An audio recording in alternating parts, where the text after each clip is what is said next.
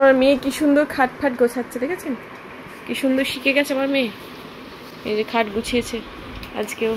Very good, well done. Morning everyone, welcome back to my channel. আজকে হচ্ছে বুধবার, নদী যাচ্ছে স্কুলে। কিন্তু তার আগে বলে রাখি, আজকে এনিহাও ওর জন্য চিকেন রান্না করতেই হবে, নাহলে পুরো একদম পাগল হয়ে যাবে, একদম পাগল। ওকে বলেছি আজকে নয় কালকে, কালকে নয় পরশু, এরকম করে করে বলেই যাচ্ছি। তো আজকে মা বাবা নদীর জন্য অল্প একটু চিকেন রান্না করে। কাঁঠালটা কিনে আনলাম না, ওর মধ্যে বীজগুলো এটার মধ্যে জমাচ্ছি। এটাকে সেদ্ধ করে বা বালিতে ভেজে খেতে হেভি লাগে। অনেকে আবার এগুলো করে কি বলে, মানে কি সব চচ্চড়ি মচ্চড়িতে মানে আলুর বদলে এরকম পেঁপের এই কাঁঠালের বীজ দেয়। সকালে তাড়াতাড়ি পুজোটা করে মোটামুটি 8টার মধ্যে আমি একটু চা করে খেয়ে নিই, এবং চা খেতে খেতে আমি চায়ের কাপ নিয়ে বাইরে দাঁড়িয়ে থাকি। নদীর কখন টোটো বা অটো আসবে। নদী বেরিয়ে গেলে হাতে অনেকটা টাইম পাই, তখন টুকটাক এডিটিং বলুন বা এমনি নর্মাল ব্রেকফাস্ট বা রান্নার কাজে হাত দিই। নদীর অটো যিনি দাদা উনি এত দেরি করে আসে না, কি বলবো। 8:25-এর মধ্যে স্কুল ঢুকতে হয়। কালকে গেট বন্ধ করে দিয়েছিল। অভিষেকই দিয়ে আসছে আইডি কার্ড নিয়ে। আজকে নামই কেটে যাও। এটা তো কোনো সলিউশন না, অভিষেক তো প্রত্যেক দিন গিয়ে দিয়ে আসতে পারবে না। এই যে সমস্ত জামা কাপড়, সব কাঁচা জামা কাপড় এখন গোছাতে বসেছি পাট করতে। নদীরগুলো আগে পাট করে নিই, তারপরে আমাদেরগুলো করবো। সেদিন এই ড্রেসটা কিনলাম, পিহুর বার্থডেতে পড়ে গেল। এখানে কি সব আইসক্রিমের দাগ ফাগ লাগিয়েছিল, সেজন্য কেচে দিয়েছি। এই যে চিকেন ধোয়া জল ঝরানো হয়ে গেছে, এরপরে এটাকে ম্যারিনেট করব। এই চিকেনটার মধ্যে আপাতত কিচ্ছু মাখাবো না, শুধু নুন আর টক দই মাখিয়ে মোটামুটি 8 ঘন্টার উপরে রাখবো। শুধু দই আর গোলমরিচ মাখিয়ে না অনেকে ম্যারিনেট করে, সেক্ষেত্রে মাংসটা আরও বেশি সফট হয়, জল বেরোয় না, কিন্তু নুনটা আবার ভেতরে ঢোকে না, তখন ভেতরটা কিরকম একটু ফিকা ফিকা টাইপের লাগে। যদিও আমি এর মধ্যে গোলমরিচ আজকে দেবো না, কারণ গোলমরিচ দিলে আবার নদী খেতে পারবে না, খুব ইন্টেন্স ঝাল লাগে না গোলমরিচের ঝালটা। তো আমি শুধুমাত্র এখানে কাশ্মীরি রেড চিলি পাউডার ব্যবহার করি আজকের পুরো রান্নাটা করব। 2 পিস চিকেন আমি তুলে রেখে দিয়েছি কালকে ওর জন্য। বৃহস্পতিবারে তো আমরা কেউ খাই না, বাট ও যেহেতু চিকেন খেতে ভালোবাসে, আর আমাদের বাড়িতে চিকেন এখন খুবই কম হচ্ছে, তো সেই জন্য কালকে ওকে জাস্ট ওই পেঁপে আলু দিয়ে পাতলা পাতলা স্টু করে দেবো। দিদিভাই চিকেনের একটা আইটেম রান্না করে, যেটা উড়িষ্যা থেকে কারুর কাছে শিখেছিল, পুরো সাদা চিকেন গোলমরিচ দিয়ে চিলি ফ্লেক্স দিয়ে হয়। তো ওই রেসিপিটা একদিন শেয়ার করবো। এই যে চিকেন ম্যারিনেশন হয়ে গেছে, এবার এটা ঢাকা দিয়ে মোটামুটি 8 ঘন্টার উপরে রেখে দেবো। তারপরে হালকা করে ভাজবো, বেশি না। বেশি ভাজলে না চিকেন চিমড়। ওই যে আমার চোখের সামনে থেকেও আমি দেখতে পাই না মাঝে মাঝে। রান্না তো বসিয়ে দিয়েছি, সাথে এই যে পরোটাগুলো একটু গরম করে নিচ্ছি। মা আমি দুজনেই পরোটা খেয়ে নেবো। আর মিস্টার মুখার্জি আজকে সকাল সকাল অফিসে বেরিয়ে গেছে, ওর গাড়িটা সার্ভিসিং করাবে, সেই জন্য আগে গাড়িটাকে দিয়ে তারপরে কাজে ওখান থেকে বেরোবে। সেই জন্য ওকে সকালবেলা একটু চালে ডালে বসিয়ে দিয়েছিলাম, ওর মধ্যেই সবজি পাতি দিয়ে দিয়েছিলাম, ঘি দিয়ে গরম গরম খেয়েও বেরিয়ে গেছে। আর চিকেনটা রেখে দিচ্ছি ওর জন্য, ও রাত্রেবেলা এসে রুটি দিয়ে খাবে। আর জানেন ও আমার শ্বশুরমশাই চিকেন খাওয়া মানে সে ভেজে চিকেন করা। এই যে চিকেনগুলো আমি ভাজতে বসিয়েছি, আর টক দই দিয়ে মোটামুটি 8 ঘন্টার উপরে আমি ম্যারিনেট করে রেখেছিলাম। চিকেনটা এমনিতেই খুব তাড়াতাড়ি সেদ্ধ হয়ে গেছিলো, যদিও টক দইয়ের বদলে মাঝে মাঝে লেবুর রস বা ভিনিগার দিলেও সেম প্রসেসই হয়, বাট ওই দইয়ের টেক্সচারটা একটু বেশ ভারী ভারী হয় না, থকথকে হয়, তাই দেখতে ভালো লাগে। এখানে চিকেনগুলো বেশ ভালো করে লাল লাল করে ভেজে তুলে নিচ্ছি। তারপরে নর্মাল যেরকম পেঁয়াজ আদা রসুনের একটা আলাদা করে পেস্ট করে রেখেছি, হ্যাঁ, তবে আমি পেঁয়াজটা আলাদা ভেজে সবসময় তুলে রাখি, কারণ পেঁয়াজ ভাজার সাথে দেখবেন মানে পেঁয়াজ ভাজার সাথে মশলা মেশালে না বেশ ভালো করে কষানো যায় না, আর কষাতে খুবই দেরি হয়। তো সেই জন্যে বেশি করে যখন পরিমাণে আপনি চিকেন করবেন বা বেশি পরিমাণে পেঁয়াজ ব্যবহার করছেন, তখন পেঁয়াজটা যদি আলাদা ভেজে তুলে রাখা যায়, লাস্টে মেশানো হয়, তাহলে জিনিসটা আরও বেশি খেতে ভালো লাগে, কষাটা আর কি। আমি যখন চিকেন খেতাম, মানে আমার পছন্দ অনুযায়ী কথা বলছি, আমার আবার এই চিকেন কারি, চিকেন কষা বা হোমমেড চিকেন, মানে আমাদের বাড়িতে যে চিকেনটা হয় বা ওই হয় না মানে আলু দিয়ে পাতলা পাতলা চিকেনের বেশ ঝোল, একটু মিট মশলা দিয়ে বেশ সুন্দর লাগে খেতে। আমার আবার ওই চিলি চিকেন, মাঞ্চুরিয়ান চিকেন আমার মানে একদম ভাল লাগে না। একটা সময় অনেক খেয়েছি, বাট এখন আর একদম খেতে ইচ্ছা করে না। চিকেন মানেই এই বাড়ির তৈরি একদম সুন্দর আলু দিয়ে লাল লাল ঝোল, দারুণ লাগে। এখানে চিকেনগুলো সব ভাজা হয়ে গেছে, এবার পেঁয়াজগুলো ভাজবো। 2 রাউন্ড চিকেন ভাজা হয়ে গেছে, আর 1 রাউন্ড মানে লাস্টের রাউন্ডটা ভাজছি। দেখুন কড়াইটা কিরকম কালো হয়ে গেছে, তেলটাও পুরো কালো হয়ে গেছে। ভাজা ভুজি ভাজলে এরকম হয়।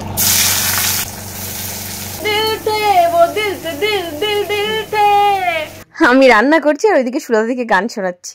সুলতা দিকে গান শুনতে ইন্টারেস্টেড না হলে আমি জোর করে শোনাচ্ছি, আবার আঙুল দিয়ে, শোনো শোনো আমি গান করছি। যার এখানে মশলা কষতে বসিয়ে দিয়েছি, চিকেন ভাজাটা আমার হয়ে গেছে।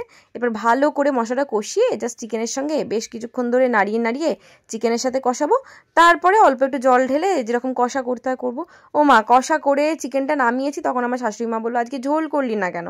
আমি তখন বললাম একটু আগে বলতে পারতে, আমি তো বুঝতে পারিনি, কারণ বাড়িতে বেশিরভাগই সবাই মানে কষা খেতেই পছন্দ করে, বিশেষ করে আমার শ্বশুরমশাই। তো আমি বললাম ঠিক আছে, আজকে কষা খেয়ে নাও, কালকে না মানে পরের দিন যেদিন হবে সেদিন আবার ঝোল করে দেবো। সত্যি কথা বলতে কি, চিকেন রান্নার মেন প্রসেসটাই না ওই মশলা কষানো। মশলার সাথে চিকেনটা দিয়ে বেশ ভালো করে কষালে এমনি চিকেনের সুন্দর টেস্ট বেরিয়ে যায়। আর আমি এমনিতে চিকেন রান্না করলে একটু গরম মশলার ব্যবহার করি। গরম মশলা দিলে দেখবেন চিকেনটার সাথে না একটু মাটনেরও গন্ধ ছাড়ে বেশ সুন্দর। নদীর জন্য আজকে খুব সুন্দর একটা গিফট আসতে চলেছে, ও ভীষণ এক্সাইটেড। ও অলরেডি জানে যে ও আজকেই ডেলিভারি হবে। আমি বলছিলাম যে তুই জানিস আজকে ডেলিভারি হবে? বলছে হ্যাঁ, ওয়েডনেসডেতেই হবে। তো বললাম ঠিক আছে, তুই স্কুল থেকে ফের, তারপরে দেখছি। আজকে ওর জন্য দুটো সারপ্রাইজ, যে গিফটটা আসে সেটা তো সারপ্রাইজ, আর তার সাথে আবার চিকেন হচ্ছে। অনেক দিন ধরে বলছিল চিকেন খাবো। এমনি বাইরের ধরুন চিলি চিকেন, হ্যানা চিকেন, ত্যানা চিকেন, চিকেন স্টেক অনেকবার খেয়েছে, বাট এই বাড়ির তৈরি চিকেন মানে ঝোল দিয়ে চিকেন সেটা ও খায়নি। সেজন্য ওর না আনন্দের সীমা থাকবে না। আর নদীও আমার মতো মানে চিলি চিকেন, মাঞ্চুরিয়ান চিকেন পছন্দ করে না, এমনি নর্মাল যেরকম চিকেন কষা, চিকেন কারি ওইগুলো খেতেই পছন্দ করে। আপনাদের বাড়ির কি অবস্থা? মানে আপনাদের বাড়িতে বাচ্চারা চিকেনের কোন আইটেমটা বেশি খেতে ভালোবাসে অবশ্যই কমেন্টে জানাবেন, তাহলে হয়তো আমি রিলেট করতে পারবো যে হ্যাঁ তাহলে আমার বাচ্চা না, সব বাচ্চারাই এটাই বেশি পছন্দ করে। চিকেনের কালারটা না একদম ভালো আসছে না, ওই জন্য ভাবলাম অল্প একটু কাশ্মীরি রেড চিলি পাউডার দিয়ে দিই। আগেও দিয়েছিলাম ম্যারিনেশনের সময়, আর একবার দিয়ে দিলাম। পেঁয়াজগুলো ভালো করে ভেজে আলাদা ছেঁকে তেল থেকে তুলে রেখে দিয়েছি, মানে ওই বেরেস্তা টাইপের যেরকমভাবে করে। তো এরপরে চিকেনটা ভালো করে কষানো হয়ে গেলে ওপর থেকে আমি ওই ভাজা পেঁয়াজটা দিয়ে দেবো। এটাতে যে টেস্টটা কি ভালো লাগে না, আর একটা কাজও করতে পারেন, এই যে বেরেস্তাটা ভাজলেন এর সাথে না অল্প কিশমিশ দিয়ে বেটে এর মধ্যে মেশাতে পারেন, ওই মানে অসাধারণ চিকেনের টেস্টটা আসবে, পুরো ধাবা স্টাইল। আর সাথে যদি একটু পাঞ্জাবি কড়াই মশলার যে মশলাটা থাকে, ভাজা মশলা, ওটা মিশিয়ে দিলে পুরো একদম ধাবা স্টাইল চিকেন হয়ে যাবে। রাত্রেবেলা মোটা রুটি নানের সাথে দুর্দান্ত খেতে লাগবে। তবে হ্যাঁ, ধাবা স্টাইল চিকেন বা হোটেলের যে চিকেনগুলো সেগুলোতে একটু তেলের পরিমাণ বেশি থাকে, আমি একটু কম দিয়ে করি। আর ওখানে না মানে সাইড থেকে তেল ছাড়ে বেশ, এতটা তেলের পরিমাণ থাকে। নুন মিষ্টি পরিমাণ মতো দিয়ে দিয়েছি, এরপরে ঢাকা চাপা দিয়ে ততক্ষণ পর্যন্ত কষাবো যতক্ষণ না পর্যন্ত সেদ্ধ হয়ে যায়। তারপরে অল্প একটু জল দিয়ে ভালো করে মশলাটা লাগিয়ে থিকনেস চলে এলেই ব্যাস ডান।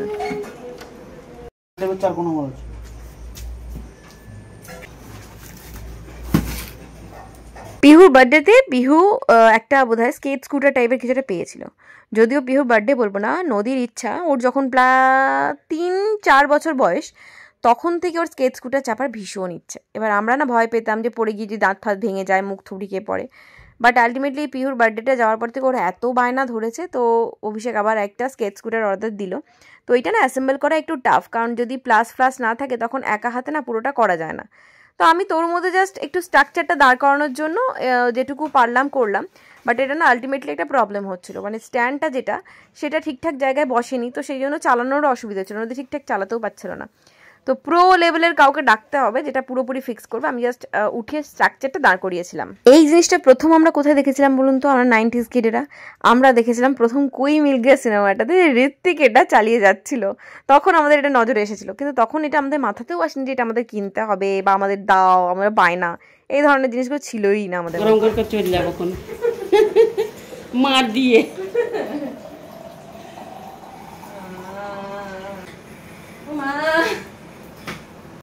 দাদি আমি এটাকে এত কষ্ট করে কেন এখন লাগিয়ে রাখলাম, মানে তো মেয়ে এসেই দেখবে আমার স্কুটার, হ্যাঁ চলে এসেছে। আর যদি এখন না লাগিয়ে রাখতাম চালাতেও পারতো না, এরম ভাবে পড়ে থাকতো। এখন দেখবে সারাটা দুপুর এখানে যাচ্ছে, বলো বাইরে 4টে বাজানো, চলো বাইরে চলো, ঠিক বলবেই বলবে। আজকে ওর মজাই মজা, দেখো এসেই মাংসের গন্ধ পাবে 1 নম্বর, ঠিক আছে, যে মাংস হয়েছে, হ্যাঁ। তারপরে আবার এই স্কুটার, কি তুমি চলো একটু রাস্তায় চালাবে, চলো চলো ওঠো, কে চালাবে? তুমি চিকেন খেয়ে আর স্কুটার চালাবে, চলো। তোমাকে কষ্ট করে বাড়ি যেতে হবে না, এটা নিয়ে চলে যাও, যাবো আসার সময় আবার নিয়ে চলে আসো, ঠিক আছে? তারপর দেবো কোন ড্রেনে ঢুকে বসে আছে, আর সুরার দিকে খুঁজে পাইছে না কোথায় ড্রেনে ঢুকে আছে। এই হচ্ছে আমার চিকেন কষা কাম ঝোল, মানে মশলা ভালোই আছে, রেডি। আম, এটা চৌসা না চোষারি কিছু একটা বলে, ওই একই টাইপের, যেটা এই আমের শেষের দিকটাতে পাওয়া যায়। ভীষণ মিষ্টি আমটা, মানে খেতেও বেশ ভালো, মানে টেস্ট ওয়াইজ বেশ ভালো। হিমসাগরের তুলনা করবো না, হিমসাগরকে আমের রাজা বলা হয়, তবুও বেশ সুন্দর। এখানে মা বাবাকে খেতে দিয়ে দিচ্ছি, আর বাইরে গিয়ে এরপর ওয়েট করবো নদীর জন্য আর কি। নদীর কখন গাড়ি আসবে, তারপর ওকে চান টান করিয়ে ফ্রেশ করিয়ে তারপরে ওর পছন্দের জিনিস দিয়ে আজকে ভাত খাওয়াবো। আজকে আমার না খাওয়ানোর কোনো মানে প্রবলেমই নেই, ওকে যেরমভাবে ভাত মেখে দেবো ও সেরমভাবে ভাত খেয়ে নেবে। নদী আসবে আর আমি ছাতা নিয়ে দাঁড়িয়ে আছি ওকে নেবো বলে। এখান থেকে এইটুকু যেতেই ভিজে যাবো পুরো। আজকে কেন জানি না আবার বেশি দেরি হচ্ছে, মাঝে মাঝে না ওই টেনশনও হয় যে হ্যাঁ কোথাও আটকে গেল, আবার বৃষ্টিও পড়ছে, হয়তো স্কুলের ভেতরে দাঁড়িয়ে আছে কিনা, সেই জন্য ছাতাটা নিয়ে আবার বেরিয়ে পড়লাম। মনে মনে সেটাই ভাবছিলাম যে অনেকদিন ক্লাস যাওয়া হচ্ছে না, কিন্তু নদী স্কুলটা হয়ে না বড় প্রবলেমে পড়েছি। নদী স্কুল থেকে আসে প্রায় 1:30 নাগাদ, এবার 1:30টার সময় ওকে স্নান করিয়ে আমি কখন বেরোবো, দিদিভাইয়ের কাছে ওকে রাখতে গিয়ে আরও দেরি। আমি যে কীভাবে ক্লাসটা কমপ্লিট করবো না আমি বুঝতেই পারছি না, মাঝে মাঝে নিজের উপরে নিজে রাগ হচ্ছে। যাই হোক, এই যে গাড়ি চলে এসেছে, ওকে এবার স্নান টান করিয়ে ভালো করে ফ্রেশ করিয়ে দিই। দাঁড়ান দেখি ও স্কেচ স্কুটারটা দেখে ওর রিয়াকশনটা আপনারা শুধু একবার দেখবেন। জুতোটা খুলে ভেতরে আয়। স্কেচ কোথায়? আমি কি করে জানবো স্কেচ খুলে? জুতোটা খুলে ভেতরে আয়, জুতোটা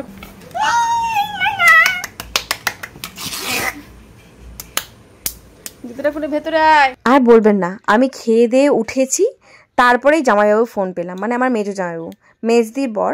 তো এখানে একটা কাজে এসেছিল, তো জোকার কাছে। তো আমি বললাম যে আমার কাছে ঘুরে যান, কিন্তু ব্যাপারটা কি হয়েছে বলুন তো, বাড়িতে প্রত্যেক দিন এত এত ভাত বাড়িতে থাকে, আজকে আবার ভাতই কম। তো তাড়াহুড়ো করে ভাত বসালাম, মাংস তো হয়েছে, কিন্তু শুধু মাংস দিয়ে কি খেতে দেওয়া যায়? তুই ঘরের মধ্যেই চালাচ্ছিস? আর কি করব, এখনই মনে আসছে, মানি দিদির পাপা আসছে জানিস তো। মোনা আবার মানি দিদির পাপা? মনা তো তুই লখনা দিদির বাবাকে বলিস, আর এটা মেজো মনা, মানি দিদির বাবা যে। ও সেই জন্য তাড়াহুড়ো করে একটু ডাল করলাম আর একটু পটল বেগুন ভেজে দিচ্ছি, আম কেটে দেবো, এই আপাতত। ভেবেছিলাম যে এত কম টাইমের মধ্যে ভাত হবে কিনা, কারণ বাকি সমস্ত কিছু ম্যানেজ করা যাবে, ভাত যদি না হয় খুব প্রবলেমে পড়ে যাব। এমনিতেই জামাইবাবু যেদিনই আসবে সেদিনই ব্যাক করবো, মানে আজকে এসেছিল 4টের সময়, আবার 5:30টার সময় জামাইবাবু বেরিয়ে গেল। তোমার মেজো জামাইবাবু মানে মেজদির বর এখানে অনেকদিন ধরে জোকার কাছে একটা প্লট দেখবে বলছিল, তো এবার আগে থেকে কিছু বলে আসেনি, হঠাৎ করে এখন বলেছে যে এসেছে আর কি। এখানে মেজো ভীষণ খেতে ভালোবাসে, আমি যদি জানতাম তাহলে এটা সেটা এটা করে রাঁধতাম। মানে খেতে ভালোবাসে বলতে কি, মানে বাইরের হোটেলের খাবার না, ঘরের ওই যে হয় না শাক শুক্তো তরকারি। তো কি আমি এখন জানছি যে মানে জামাইবাবু আসছে, এবার এত তাড়াহুড়োর মধ্যে আর কিছু করা সম্ভব না। তো ভাত করলাম, ডাল করলাম, ওই পটল আর বেগুন ভাজলাম, আর মাংস তো আছে, তো ওই দিয়েই খেতে দেবো আর কি করবো। প্রথমবার আসছে বাড়িতে, বাট না অভিষেক বাড়িতে আছে না কিছু। এখন জামাইবাবু কোথায় আটকে আছে, বিকেল 4টে বেজে গেছে এখনো আসেনি। দেখি খুঁজে পেয়েছে কিনা ঠিকঠাক। আপনি আসবে শুনলে আমি বসালাম আবার পরে ডাল পটল ভাজা বেগুন ভাজা আমি করলাম। মা বলছে একটু ভাতে দিয়ে দেও, সুজন উচ্ছে ভাতে খেতে বা যা হোক ভাতে দিয়ে দেও, ভাতে খেতে ভালোবাসে, দিয়ে উচ্ছেগুলো দিলাম আর কি। খাওয়া দাওয়ার পরে আমার বাড়িটাকে একটু ঘুরিয়ে দেখালাম, ছাদ বাগান টাগান বা এলাকাটা, মানে আমাদের যে সোসাইটিটা পুরোটা ঘুরিয়ে দেখালাম, জামাইবাবু বেশ ভালো লাগলো।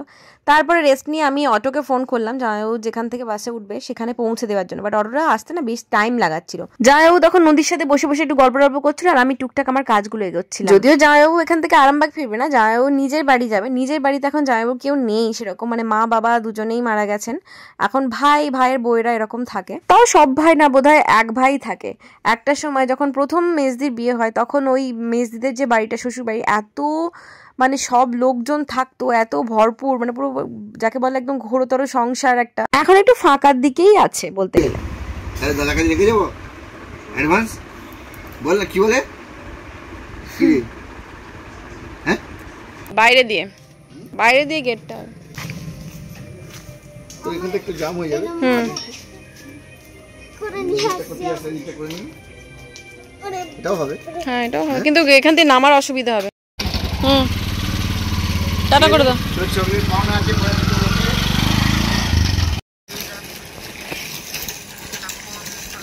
নদী বেচারি স্কেচ করে চালাতে পারলো না, সাইকেল চালাতে বেরিয়েছে। যাইও বেরিয়ে যাওয়ার পর টানা 2.5 ঘন্টা ধরে নদীকে পড়ালাম। 2.5 ঘন্টা না, প্রায় 2 ঘন্টা। 7টা থেকে বসেছি, পুরো 9টা উঠলাম। এরপরে আমি যাচ্ছি খেতে দিতে। নদীরা খাবে চিকেন রুটি, চিকেন ভাত এরকম, আর আমি খাবো ম্যাগি। এই দেখুন রাত্রেবেলায় একজন চিকেন খেয়ে দৌড়েছে আইসক্রিম আনতে। হেভি লাগে চিকেন পকোড়া মুখ মিষ্টি করতে না, কিছু আসছে খাওয়ার পরে মুখটা ভালো করতে হয় না। একজন চেয়ে চেয়ে দেখছে বেচারা, ঠান্ডা লেগেছেও খেতে পারে না।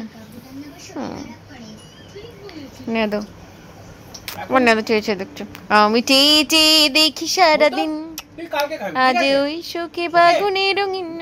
এখন আমি ওয়াকিং ডেট দেখতে দেখতে চুলের পরিচর্যা করব, হাতের পরিচর্যা করব, পায়ের পরিচর্যা করব, আর তারপরে কালকে সকালবেলা স্কুলে আবার স্কুলের জন্য রেডি করাবো। ঠিক আছে, এক রুটিন।